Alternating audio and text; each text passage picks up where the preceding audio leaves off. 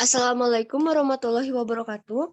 Kami, kelompok 7 dari mata kuliah Teknologi Bahan, jurusan Arsitektur, Fakultas Arsitektur dan Desain, ITENAS Bandung, dalam memenuhi tugas besar pada mata kuliah kali ini, kami akan mempresentasikan mengenai hasil tugas kami yang diambil dari materi implementasi lantai keramik dalam perancangan rumah tinggal sederhana dengan dosen Bapak Wahyu Buhana Putra.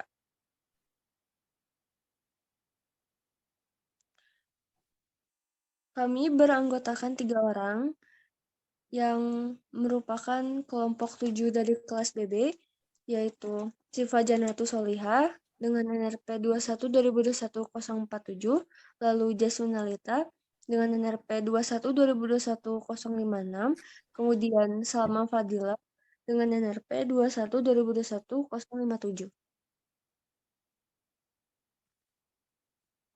Pada bab ini, kami akan menjelaskan tentang isi dari materi yang akan kami sampaikan. Yang pertama, yaitu pendahuluan. Yang kedua, metode pembahasan. Kemudian, studi referensi. Lalu, objek studi pembangunan.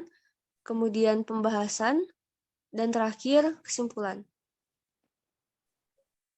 Pada bab ini, kami akan menjelaskan tentang pendahuluan.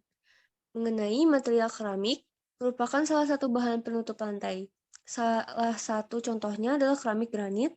Keramik granit adalah lantai yang terbuat dari batuan yang umumnya digunakan dalam konstruksi bangunan. Secara terminologi, batu granit adalah merupakan jenis batuan beku dengan sifat asam.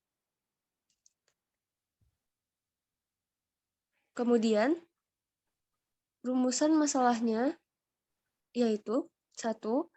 Berapakah produktivitas tukang keramik pada pekerjaan pemasangan keramik lantai ruang dengan memasukkan mutu hasil pekerjaan? Kemudian kedua, faktor-faktor apa saja yang mempengaruhi mutu hasil pekerjaan pemasangan keramik lantai yang dikerjakan oleh tukang keramik? Kemudian ada tujuan penelitiannya, antara lain, yaitu karakteristik material keramik granit, kedua, standar bahan yang digunakan, kemudian standar pemasangan. Lalu pada bab ini kami akan menjelaskan tentang metode pembahasan yang akan digunakan, yaitu karakteristik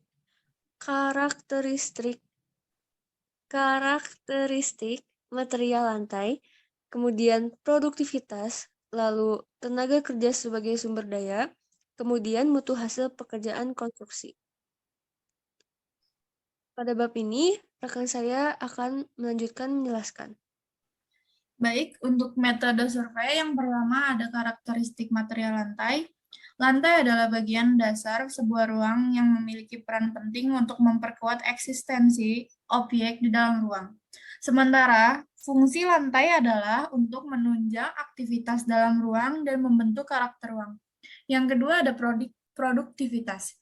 Produktivitas dapat diartikan sebagai hubungan antara hasil nyata maupun fisik dengan masukan yang sebenarnya. Yang ketiga, ada tenaga kerja sebagai sumber daya. Dalam menentukan alokasi sumber daya yang dimiliki, ada beberapa aspek yang perlu diperhatikan, yaitu sebagai berikut. Yang pertama, ada jumlah sumber daya yang tersedia untuk kebutuhan proyek. Yang kedua, kondisi keuangan membayar sumber daya yang digunakan. Yang ketiga, ada produktivitas sumber daya. Untuk yang keempat, mutu hasil pekerjaan konstruksi. Menurut Ghosh dan David, 1994 dalam Ciptono dan Diana 2009, mutu merupakan suatu kondisi dinamis yang berhubungan dengan produk, jasa, manusia, proses, dan lingkungan yang memenuhi atau melebihi harapan. Baik, di bab ini ada studi referensi. Studi referensinya yaitu yang pertama ada deskripsi material lantai keramik granit, yang kedua sifat fisik dan karakteristik keramik granit, Yang ketiga, pemasangan dan perawatan keramik granit. Yang keempat, faktor-faktor yang mempengaruhi mutu hasil pekerja tukang keramik lantai.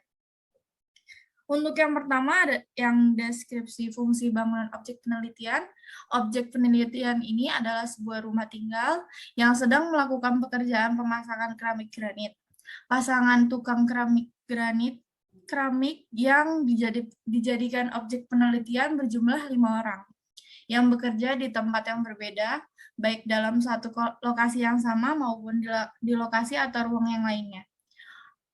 Untuk yang kedua, tempat dan waktu penelitian.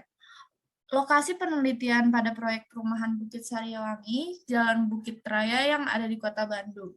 Waktu penelitian diperkirakan 3 hari dimulai dari tanggal 11 sampai 13 bulan Agustus 2022. Data penelitian, cara mengumpulkan data penelitian tidak terlepas dari data-data yang diperlukan.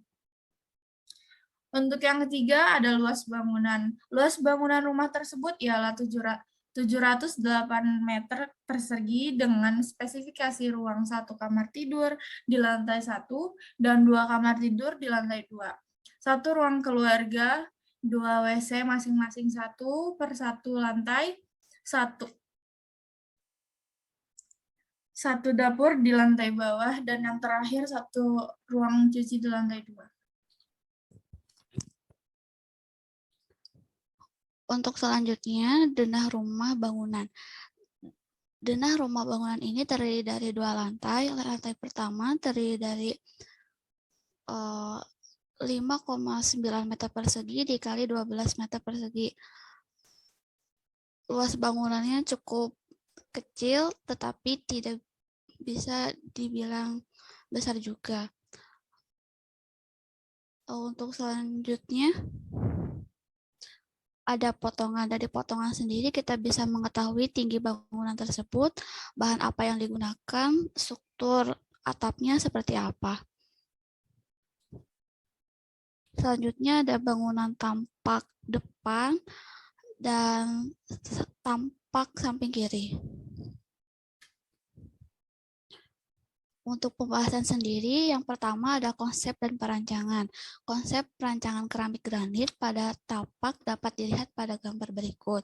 Yang kedua, alat dan bahan yang digunakan yang terdiri dari sendok semen, ember, cangkul, semen, pasir, air, dan benang. Yang ketiga, ada proses pemasangan.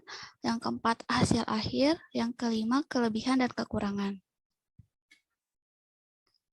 Yang terakhir, kesimpulan. Yang pertama, pentingnya mengetahui karakteristik material keramik granit, sifat fisik, bagaimana cara pemasangan dan perawatan dari keramik granit. Yang kedua, berbagai persoalan di lapangan, terutama mengenai standar pekerja dan butuh hasil pekerjaan konstruksi. Yang terakhir, ada faktor-faktor yang mempengaruhi produktivitas tukang keramik dan pekerjaan pemasangan keramik lantai, sehingga pekerja dituntut untuk melakukan berbagai peningkatan dan penyesuaian penguasaan kompetisinya.